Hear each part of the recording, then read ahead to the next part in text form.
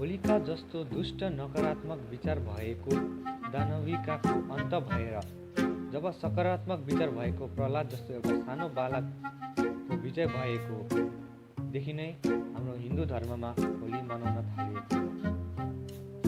त्यस समयमा होलिका जस्तो दानविका जसको नकारात्मक विचार यदि सोच थियो भने अहिलेको युगमा अहिले चल्दै गरेको समयमा चाहिँ हामीभित्र भएको जुन नकारात्मक सोच नकारात्मक विचारहरू नै हामीभित्र भएको अहिलेको राक्षस हो